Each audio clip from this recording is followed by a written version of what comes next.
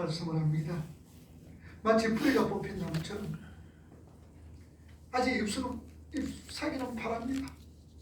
마치 생명이 붙어있는 것처럼 보여집니다. 그러나 곧 영원한 죽음으로 던져질 자들이었다라는 것을 성경은 우리에게 말씀합니다.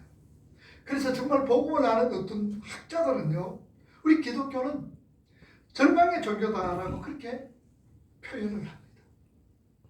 우리는 그 절망에서 출발해야 합니다. 누구든지 자기가 절망적인 존재였다라는 것을 자각하지 못한다면 복음을 이해할 수가 없습니다.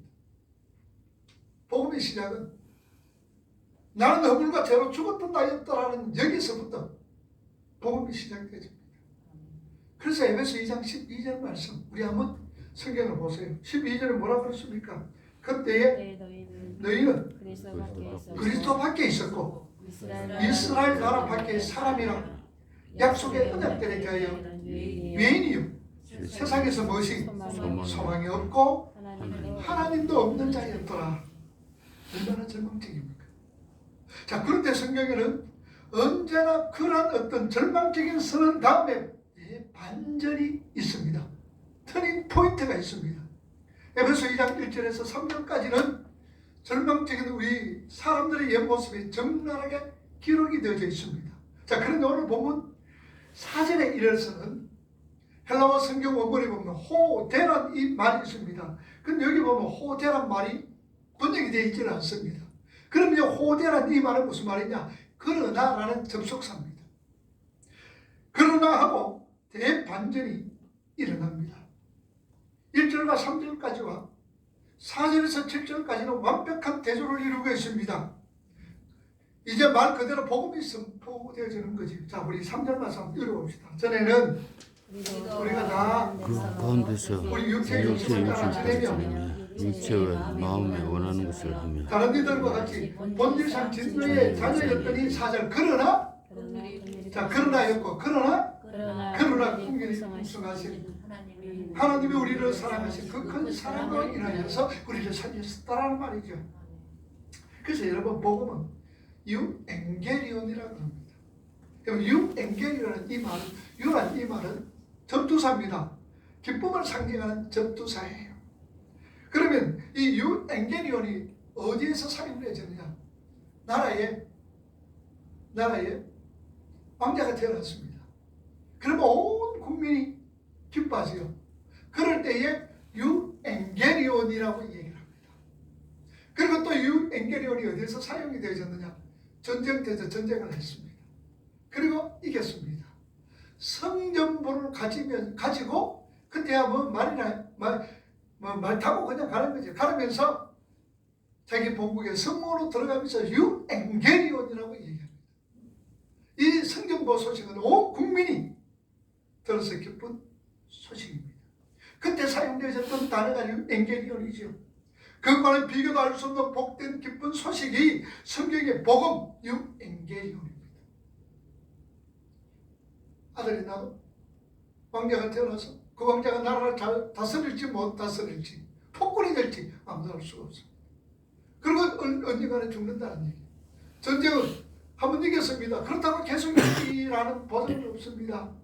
그러나 유엥겔리온 성경이 말하는 복음은 오늘 저와 여러분들 영원한 생명을 주는 참된 복된 소식임을 깨달으시기 바랍니다. 그래서 이 복음이야말로 성경에 말하는 이 복음 유엥겔 이 복음이야말로 우리에게 기쁜 소식이 아니 될 수가 없다는 사실입니다. 그래서 오늘 본문에 이 기쁜 소식이 어떻게 시작이 됩니까? 4절에 보니까 그러나 대호대 이 그러나로 시작이 됐습니다. 우리는 마땅히 죽어야 할 자들이죠. 그러나 긍휼에 풍성하신 하나님께서 그 크신 사랑으로 인하여서 죄와 허물과 죄로 죽었던 우리들을 살려내셨다. 이것이 복음입니다. 우리가 죽었다는 것은 영이 죽었다라는 말씀이죠. 하나님께서 그 영을 살려놓으신 것이에요. 자, 그런데 우리가 오해하고 있는 부분들이 있습니다. 하나님께서 우리를 불쌍히 여기시고 사랑을 하셔서 우리를 구원하셨다라고만 구원을 정리한다면 물론 이 말이 틀린 말은 아닙니다만 차치 하나님이 나를 구원하실 조건이 나에게 있는 것처럼 느낄 수가 있습니다. 하셨다라는 말씀이죠.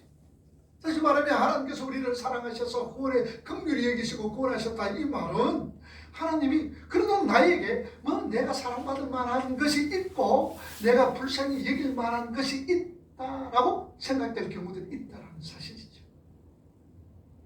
오늘 성경 본문은 구원을 내가 느끼고 누리고 경험한 것으로 감격과 흥분해 주관적인 차원에서 말하지 않았습니다. 객관적인 차원에서 구원을 성경은 말씀을 하고 있습니다. 오늘 본문 말씀을 다시 한번 우리 한번 읽어봅시다. 4절부터. 그러나 긍휼에 풍성하신 하나님이 우리를 사랑하신 그 큰 사랑을 인하여 5절 허물로 죽은 우리를 그리스도와 함께 살리셨고 너희가 너는 구원을 얻을 것이라. 6절 또 함께 일으키사 그리스도 예수 안에서 함께 하늘에 앉히시니. 7절 이는 그리스도 예수 안에서 우리에게 자비하심으로써 그 의의 지극히 풍성함을 오늘 여러 세대에 나타내려 하시겠다.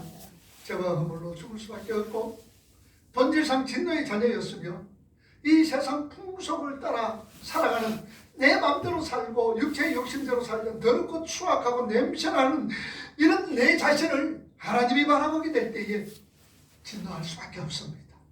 그런데 우리는 그리스도의 존귀한 피를 나를 위하여 흘리게 하심으로 통하여서 왜 우리를 하나님께서 구원하셨는가? 이런 나를, 내 멋대로 살아가는 나를, 세상 풍조 따라서 살아가는 나, 하나님 보실 때에 진노밖에 받을 수 없는 나를 왜 하나님께서 구원을 하셨는가? 7절 말씀에 보면 그 구원의 이유를 얘기하고 있습니다. 우리 7절 말씀 읽어보세요. 이는 예수 안에서 우리에게 자비하심으로써 그 은혜의 지극히 풍성함을 오는 여러 세대에 나타내려 하시리라. 자, 여기서 이는 왜냐하면이란 말입니다. because, 영어로 because.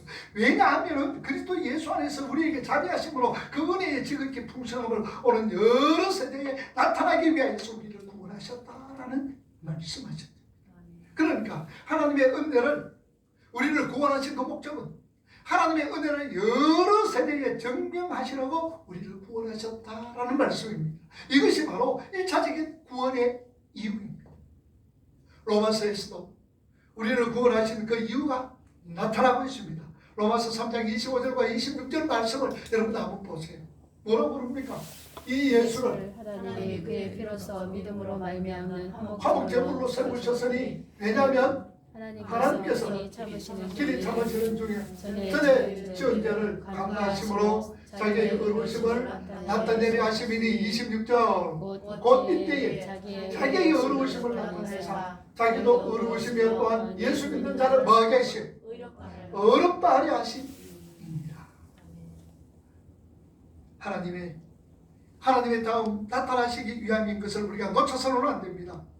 그 하나님, 우리가 하나님의 속성상, 우리가 하나님의 의로우심에 따라서 우리를 구원하셨다라는 말씀입니다. 하나님의 의로우심에 따라서 우리를 구원하셨다라는 말씀이죠. 그것은요, 자연스러운 하나님의 성품이지요. 그것을 우리가 하나님의 신실하심, 하나님의 의로우심, 하나님의 공의로우심, 은혜로우심 등 여러 가지로 하나님의 속성을 표현을 하고 있습니다.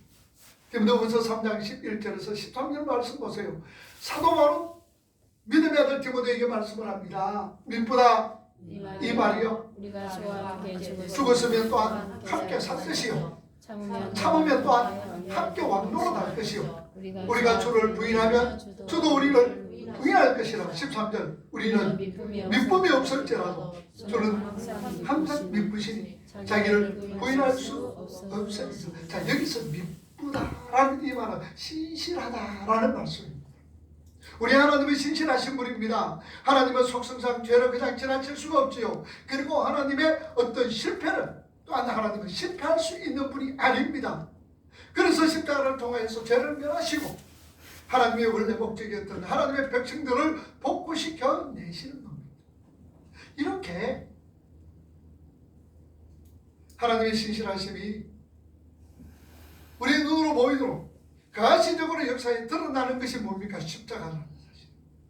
하나님의 의로우심을 우리가 볼 수 있는 게 무엇이냐? 십자가다라는 말씀입니다. 십자가가 바로 하나님의 나타내심입니다. 실제로 하나님 하나밖에 없는 아들을 십자가에 다셔서 그 아들의 피를 뽑아내셨고 아들을 죽이셨습니다. 주셨습니다. 그렇게 객관적 사실을 우리가 세상을 보셔야 됩니다.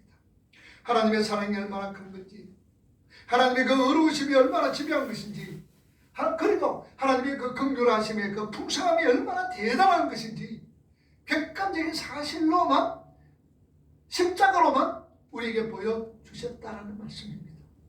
하나님은 분명 전능자이십니다. 다른 방법으로도 저와 여러분들을 얼마든지 구원하실 수 있는 그런 능력자이시죠. 온 우주 만물을 뭐로 만드셨습니까? 하나님은 말씀으로 만드셨습니다. 하나님은 말씀으로 만드셨습니다. 전능하신 분입니다. 그러니 우리를 살리려면은 너 구원받아, 너 구원받아, 너 구원받아 천국에 가, 그러면 되는 거예요. 그런데 하나님은 그런 방법을 택하지 않으셨습니다. 하나님은 의로우시기 때문에 십자가로 통하여서 하나님이 그 의를 보여주셨다는 말씀이죠. 자, 그런데 왜 십자가로 세우셨습니까? 그것은 바로 하나님의 백성들에게 객관적인 사실로 하나님의 의로우심을 보여주시기 위함이라고 말씀을 드렸습니다.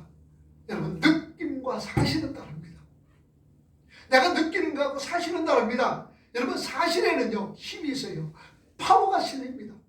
그래서 사람들이 느끼는 거 얘기하는 거, 실질적으로 사실, 팩트를 얘기하는 것은 그 사람이 말하는 것도 다르다는 얘기죠. 힘이 있습니다.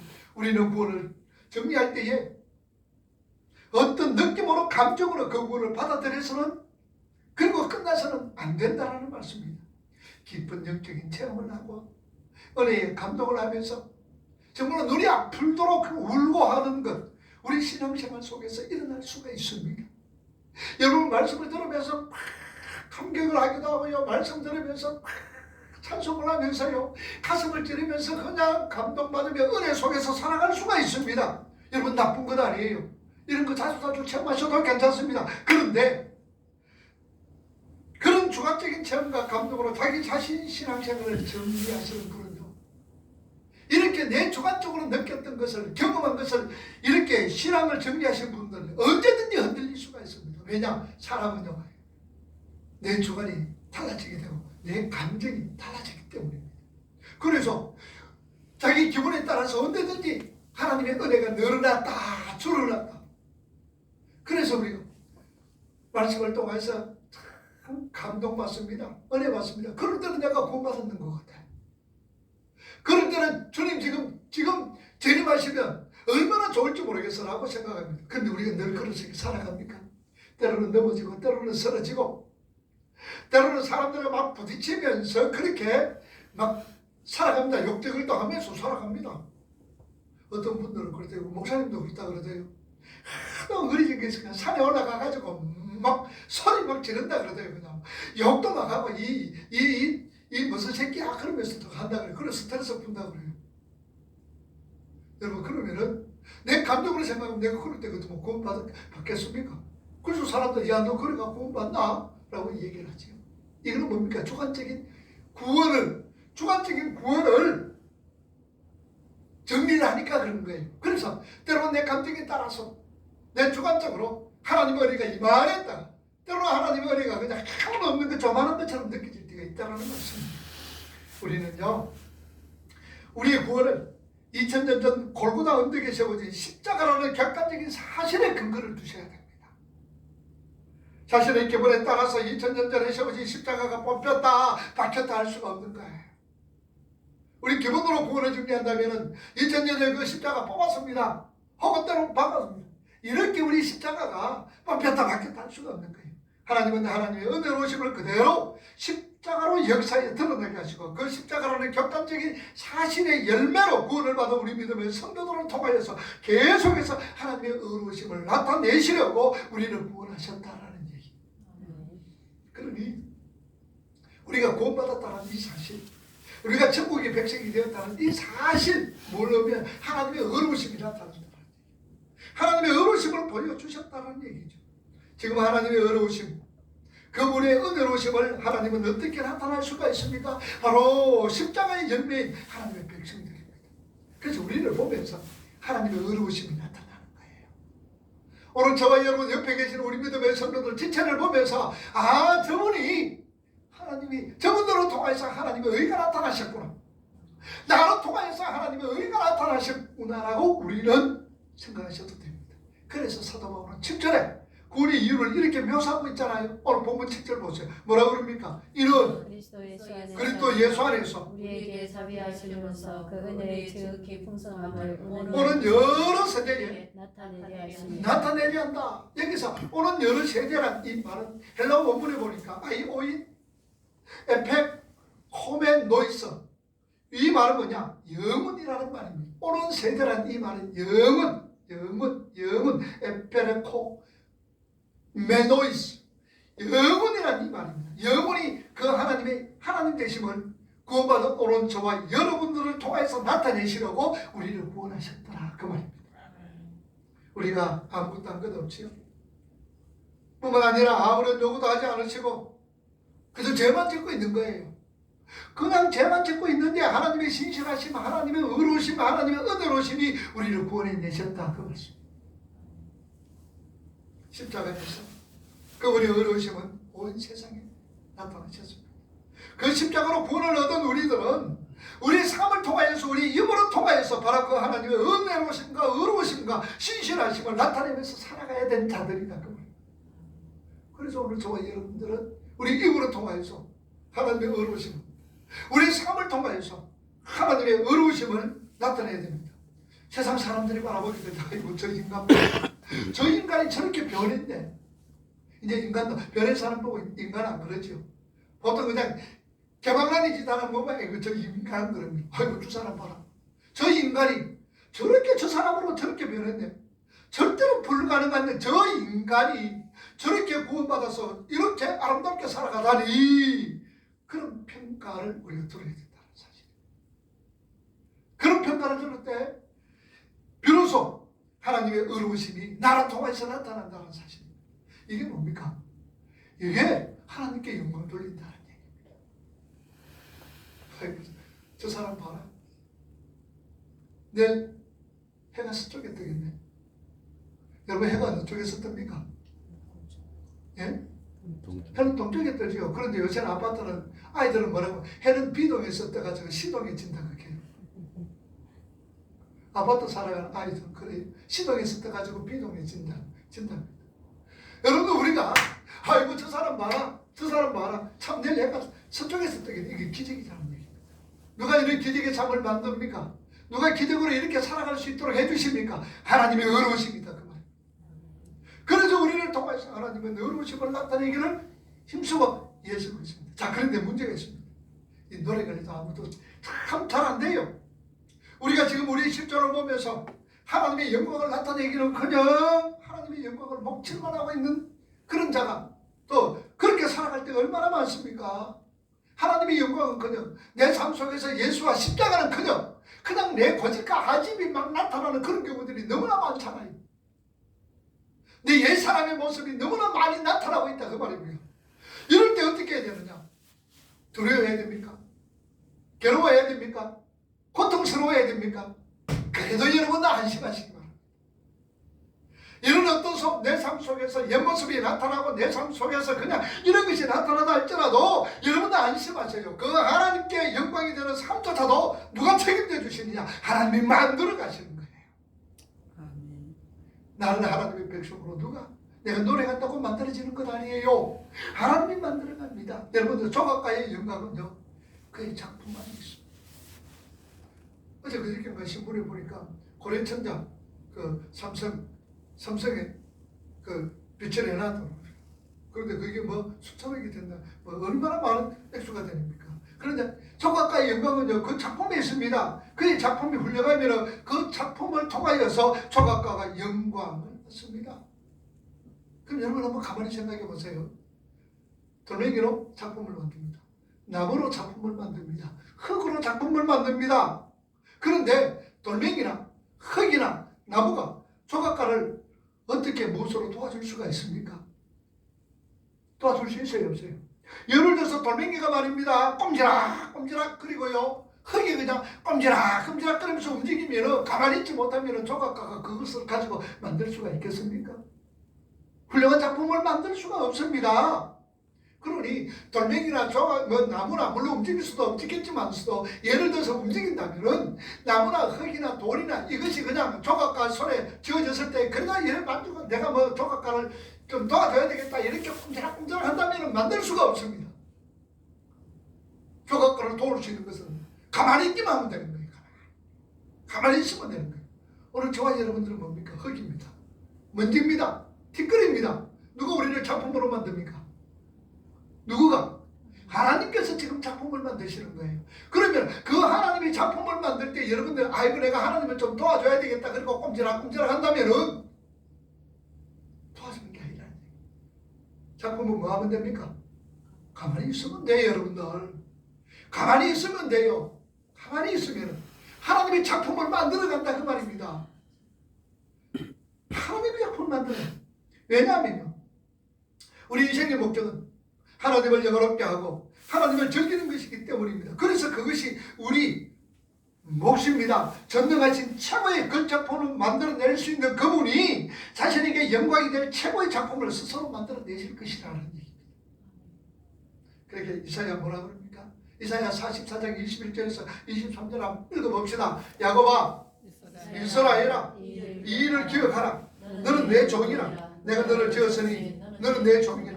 이스라엘아 너는 나의 이름이 되지 아니하리라. 22절 내가 내 허물을 빽빽한 구름에 사라짐같이 내 죄를 안개에 사라짐같이 뭐했더라? 없이하였으니 너는 내게로 돌아라. 내가 너를 구속했대. 23절 여호와께서 일을 행하였으니 하늘아 노래할지어다. 땅의 깊은 것들아 높이 부를지어다. 산들아 그 가운데 모든 나무들아 소리 내어 노래할지어다. 여호와께서 구속하셨으니 이스라엘로 자기를 뭐게? 이스라엘로 자기의 영광을 나타내실 것이다. 이스라엘이 누구예요? 이스라엘 누구예요? 우리 자신이잖아요. 이스라엘이라는 뜻이 뭐라 그랬어요? 그렇죠. 하나님이 이기게 하시는 자다 그 말입니다. 우리가 이길 수 있는 것 아니에요. 하나님이 우리를 이기게 하시는 자로서 만든다는 얘기요. 그러니 이스라엘로 자기를 영원롭게 한다. 하나님을 영원롭게 한다. 우리 자신들로 통하여 하나님을 영원롭게 하신다는 얘기입니다. 하나님은 그 모든 것을 누구 안에서? 예수 안에서 해결하셨습니다. 그래서 5절부터 6절까지 예수 그리스도 안에서 함께라는 말이 몇 번 나오는가 한번 생각해 보세요. 자, 2장 5절에서 7절 예수 그리스도 안에서 함께라는 이 말이 몇 번이나 나오는가 한번 헤아려 보세요. 시작. 2장 5절에서 허물로 죽은 우리들 그리스도와 함께 나왔습니다. 살리셨고 너희가 은혜로 구원을 얻게 된 6절에 또 함께 일으키사 그 다음에 그리스도 안에서 함께 하늘에 앉으셨으니 이는 그리스도 예수 안에서 우리에게 자비하심으로 은혜의 지극히 풍성함을 오는 여러 세대에 나타내게 하셨다. 그리스도 안에서 함께라는 말이 몇 번 나와요? 3번이나 나와요. 그리스도 예수 안에서 함께라는 말이 3번 나오죠. 바로 하나님께서 우리 편에서 어떤 고통과 희생을 감수하셨는가를 뿐만 아니라 사도 바울이 알리셨습니다. 고린도후서 5장 20절과 21절 말씀 한번 보세요. 그러므로 우리가 그리스도를 대신하여 사신이 되어 하나님이 우리를 통하여 너희를 권면하시는 것 같이 그리스도를 대신하여 간구하노니 너희는 하나님과 마라 화목하라. 21절 하나님이 죄를 알지도 못한 자로 우리를 대신하여 죄로 삼으신 것으로 우리로 하여금 그 안에서 그가 누구예요?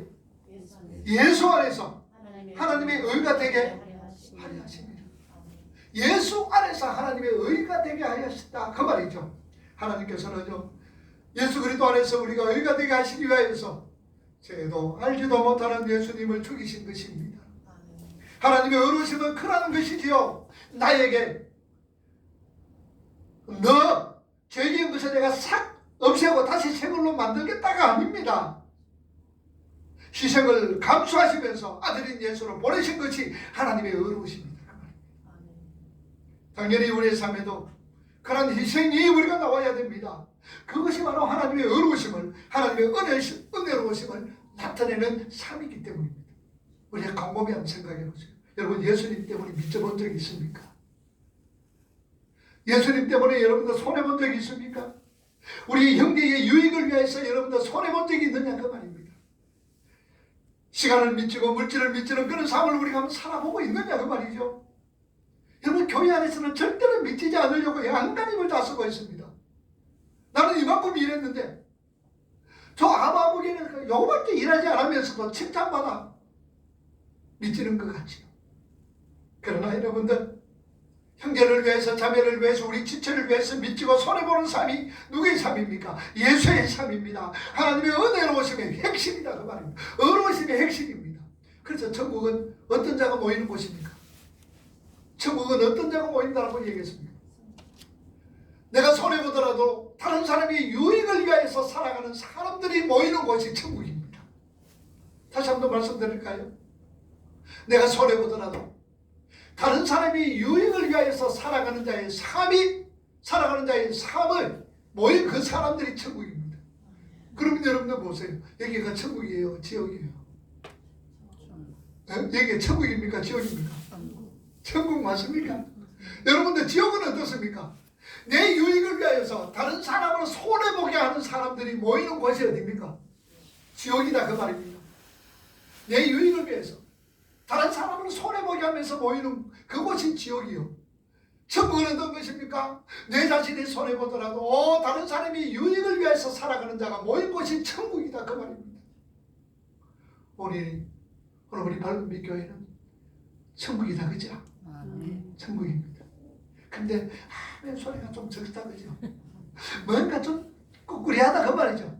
그러나 그렇게 되기를 주님의 이름으로 축복합니다. 아멘. 여러분 천국에 살래요? 지옥에 살래요? 천국. 그러면 뭐 천국이죠. 천국. 그럼 여러분 천국에 살고 싶으면 내가 손해보더라도 다른 사람이 유익을 위해서 우리가 살아가자 그 말입니다. 그 삶이 누구의 삶입니까? 예수 그리스도의 삶이잖아요. 주님의 삶이잖아요. 그게 그 삶이.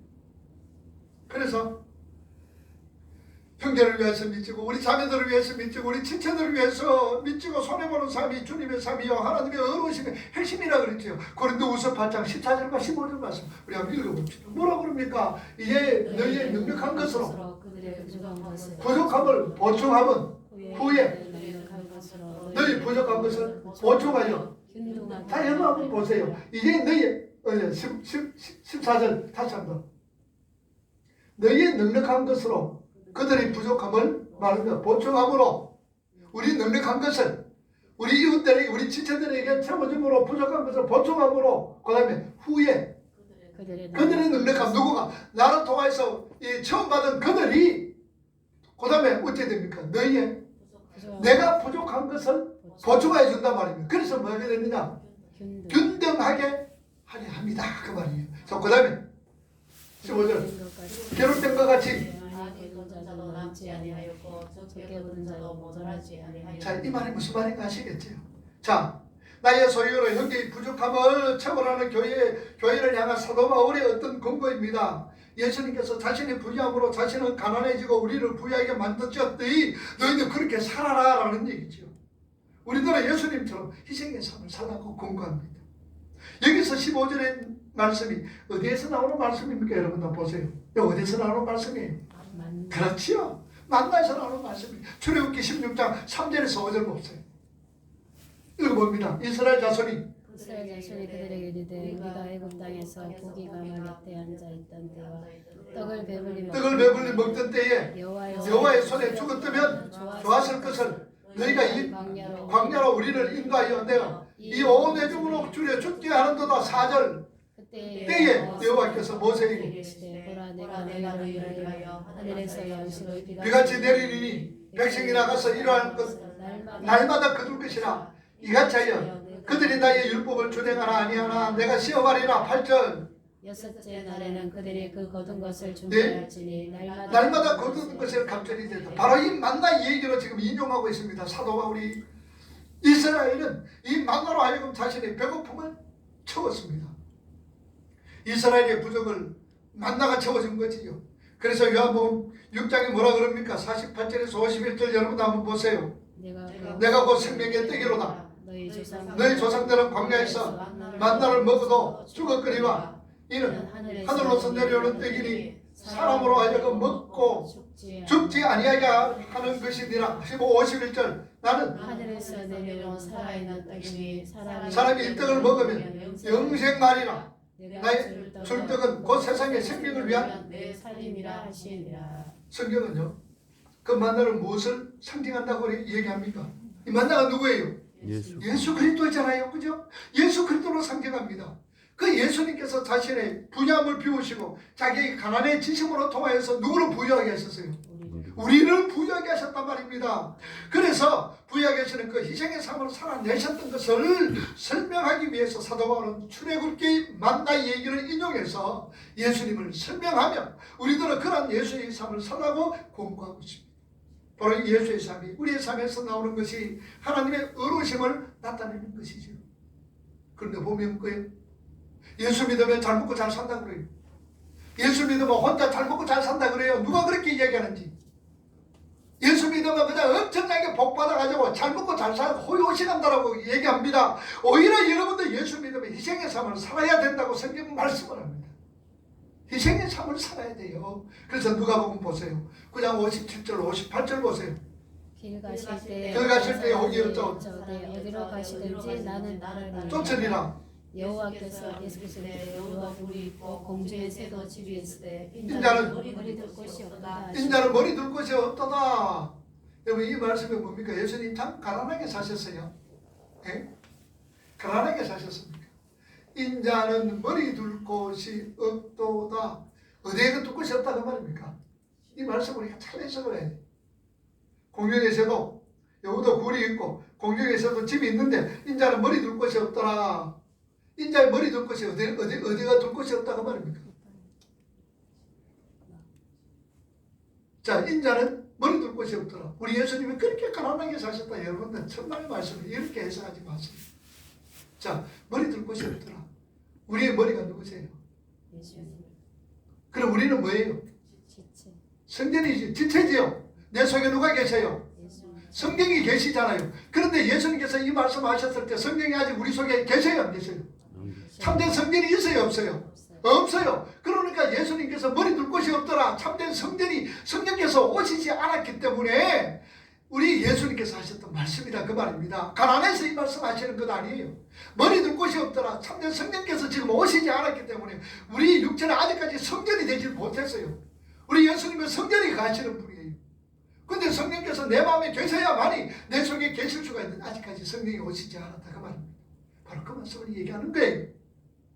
자, 여도 굴이 있고 공중에 새도 집이 있다. 인자는 머리 둘 것 없다. 그러니 너 나 따르면 어떤 유익을 줄 줄 알고 그렇게 얘기하느냐? 네가 나를 따르면 병원에 안 가고 병도 고치고 일을 안 해도 먹을 것이 떨어지는 줄 그렇게 아느냐? 아니다라는 얘기죠. 우리 그런 거예요. 예수 믿으면 병도 탁탁탁 고쳐요. 예수 믿으면 하늘에서 뭔가 푹푹 막 떨어져가지고 그냥 이렇게 엄청나게 부자로 살 것처럼 그것도 아니다라는 얘기죠. 이 얘기를 동일하게 우리에게 적용하고 있습니다. 예수 믿으면 오히려 희생과 섬기는 자리로 내려가야 된다. 우리 욕심을 채워주시는 주님이 아니시다라는 얘기죠. 너도 예수 믿으면 어느 자리로?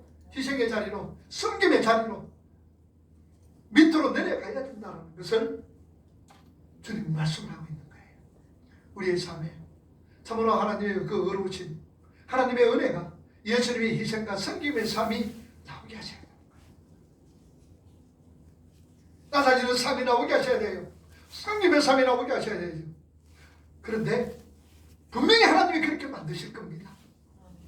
섬김의 자리로, 낮아짐의 자리로 다른 사람이 유익을 위하여 살아가도록 누가 만든다고? 하나님이 만드실 거예요. 만드십니다. 하나님이 때려서라도요. 그렇게 만들어갑니다. 왜 그러나? 죽은 실체를 살려서 하나님의 보좌 우편에 앉으신 그 크신 능력이 지금 우리 어디에 있습니까? 우리 속에 있잖아요. 죽은 자 살리신 예수님 살려내신 그 하나님의 능력, 크신 능력, 보좌에 앉으신 하나님의 크신 능력이 내 속에 지금 있다 그 말입니다. 내 속에서 뭐 하려고 그냥 가만히 그냥 자리 잡고 그냥 죽치고 앉으시려고 내 속에서 있습니까? 아니지요. 하나님의 그 크신 능력이 뭐 하기 위해서? 역사하시는 거예요. 활동하시는 거예요. 일으키시는 거예요. 그래서 우리가 만들어간다 그 말입니다. 그러니 여러분들 아무리 힘들고 어렵더라도 환경이 어떻다 할지라도 미리 항복하지 마시고 자신을 쳐서 말씀에 복종시키는 그런 노력을 하셔야 됩니다. 여러분 힘이 들고 어려울 때 있어요. 고통스러울 때 있어요. 환경이 나를 그냥 억압할 때 있어요. 그때 어떠냐? 하나님의 은혜를 생각하라 그 말입니다.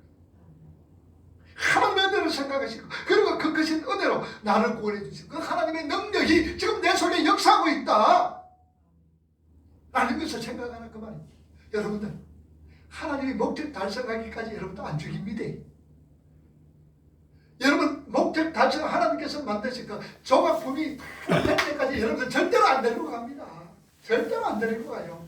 그러니 여러분 우리 인생에 하나님이 속이 몰성되기까지 하나님의 목적이 달성되기까지 살려내서 이끌어가는 거예요. 자, 요한복음 6장 44절 말씀 보세요. 뭐라 그럽니까? 나를 요한복음 6장 44절 안 했어요? 나를 보내신 자, 나를 됐어요. 6장 44절 보세요. 아주 중요한 말씀입니다. 나를 보내신 자, 아버지께서 나를 보내신 아버지께서 아버지께서 이끌지 아니하시면 이끌지 아니하시면 아무도 내게 올 수 없나니 오는 그를 내가 마지막 날에 다시 살리리라. 자, 나를 보내신 아버지께서 나를 보내신 하나님께서 이끌지 아니하시면은 여기 이끌지 아닌다 이끈다 이 말은 헬케오입니다. 헬케오라는 이 말은요 그냥 순순히 순응하는 자를 데리고 간다는 그런 말이 아닙니다. 헬케오라는 이 말은 반항하는 자를 끌고 간다라는 말입니다. 여러분 우리가 이 개 목줄로 이래 갑니다. 그죠? 개 목줄로 이래 가면은 개가 잘 따라오는 거 있죠. 잘 뼈뼈뼈 따라오는데 안 따라오는 것도 있죠. 안 따라오는 것도 어떻게 합니까? 다리를 꽉 하고 이래 있는 거예요. 그러면은 주인이 어쩝니까? 줄을 갖다가 꽉 당겨가지고 끌고 가는 거예요. 이걸 뭐냐? 헬케오라고 합니다. 오늘 본문의 요한복음 6장 44절 나를 보내신 아버지께서 이끌지 아니하며 이끈다. 헬케오 바로 그 말입니다. 억지로라도 하나님께서 끌고 간다 그 말입니다. 콧도리를 꿰어서라도 끌고 간다 그 말입니다.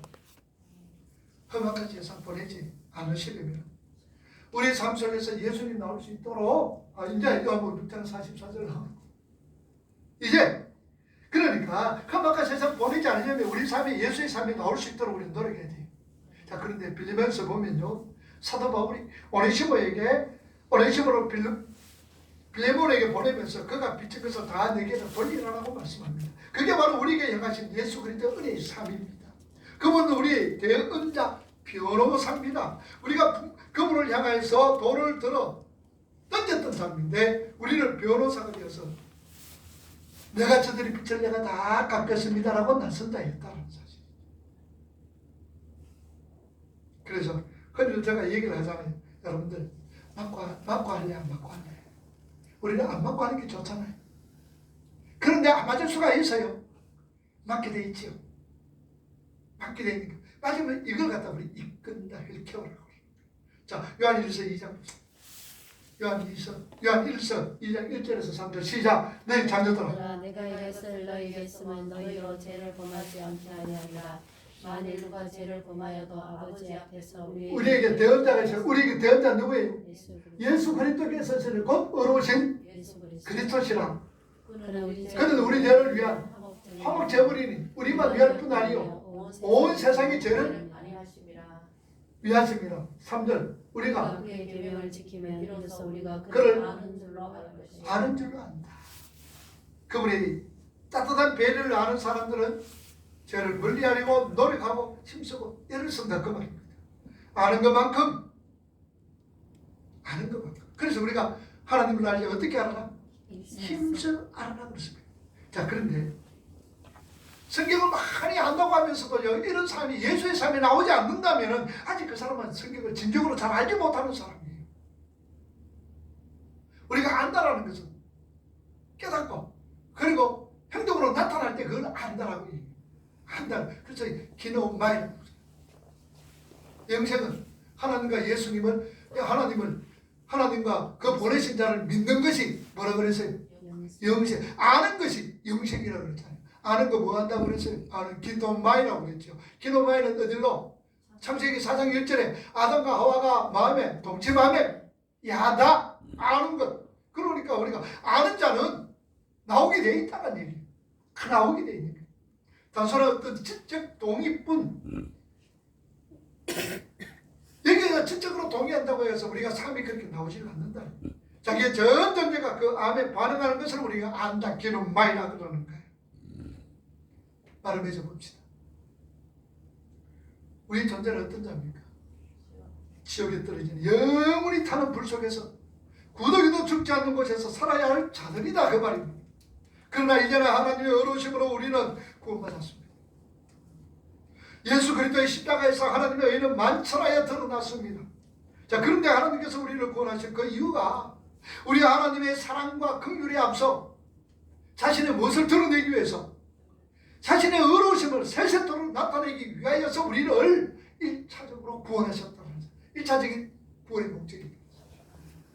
나를 통해서 누구를 드러내기 위해서? 하나님의 의로우심을 드러내기 위해서. 그게 구원받은 구원의 1차적인 이유라는 얘기예요. 따라서 오늘 우리가 이 역사 속에서 구원받은 우리 믿음의 성도들의 백성들은 그 삶 속에서 예수님의 의로우심이 드러나야 되는 거예요. 하나님은 그렇게 우리를 만들어 내실 것이고 그렇게 되기까지 우리를 뭐하는 이끌어가는 거예요. 힐켜 바람에도 이끌어가는 거예요. 하나님께서.